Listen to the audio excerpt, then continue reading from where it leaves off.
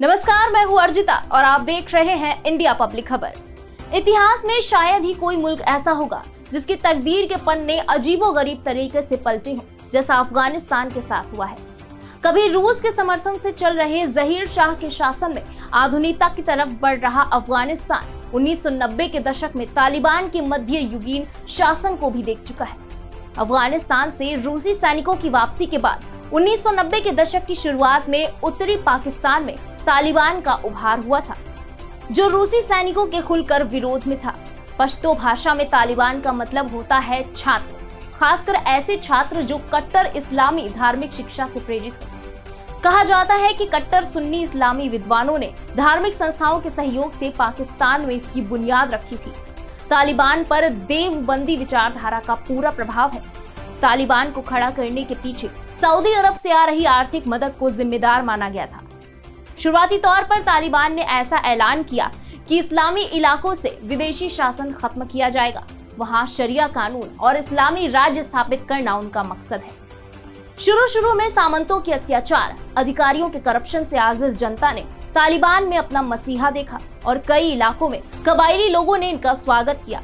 लेकिन बाद में कट्टरता ने तालिबान की लोकप्रियता भी खत्म कर दी। इस बीच तालिबान इतना ताकतवर हो चुका था कि उससे निजात पाने की लोगों की उम्मीद भी खत्म हो गई। शुरुआती दौर में अफगानिस्तान में रूसी प्रभाव खत्म करने के लिए तालिबान के पीछे अमेरिकी समर्थन माना गया, लेकिन 9/11 के हमले ने अमेरिका को कट्टर विचारधारा की आंच महसूस कराई और वो खुद इसके खिलाफ जंग में उतर गया।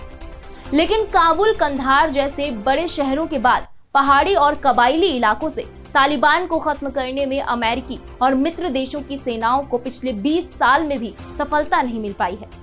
खासकर पाकिस्तान से सटे इलाकों में तालिबान को पाकिस्तानी समर्थन ने जिंदा रखा और आज अमेरिकी सैनिकों की वापसी के साथ ही तालिबान ने फिर सिर उठा लिया और 22 दिनों के भीतर ही अफगानिस्तान पर कब्जा जमा लिया।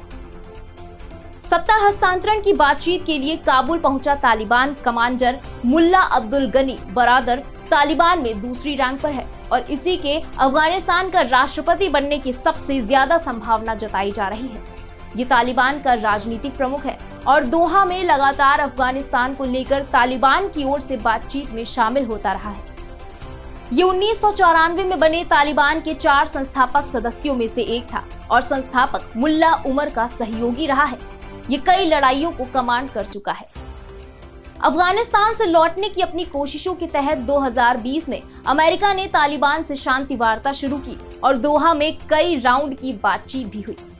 एक तरफ तालिबान ने सीधे वार्ता का रास्ता पकड़ा, तो दूसरी ओर बड़े शहरों और सैन्य बेस पर हमले के बजाय छोटे छोटे इलाकों पर कब्जे की रणनीति का काम शुरू किया। अप्रैल 2021 में अमेरिकी सेनाओं की वापसी के बाइडेन के ऐलान के बाद तालिबान ने मोर्चा खोल दिया और 90,000 लड़ाकों वाले तालिबान ने 3 लाख से ज्यादा अफगान फौजों को सरेंडर करने पर मजबूर कर दिया।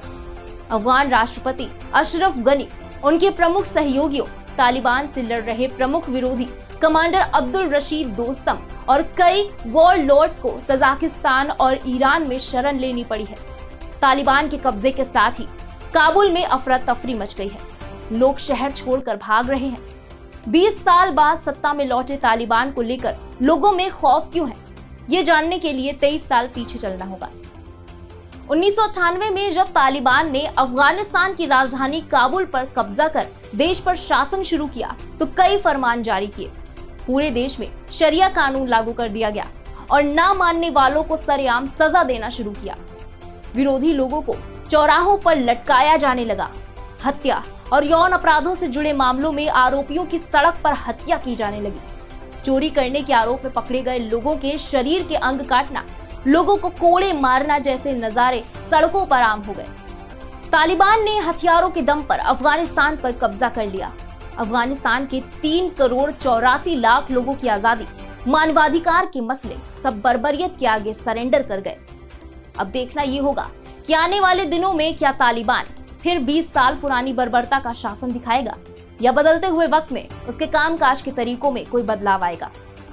इस खबर में फिलहाल इतना ही। देश और दुनिया की बाकी तमाम बड़ी खबरों के लिए सब्सक्राइब करें इंडिया पब्लिक खबर के YouTube चैनल को, वीडियो को लाइक करें और ज्यादा से ज्यादा शेयर करें।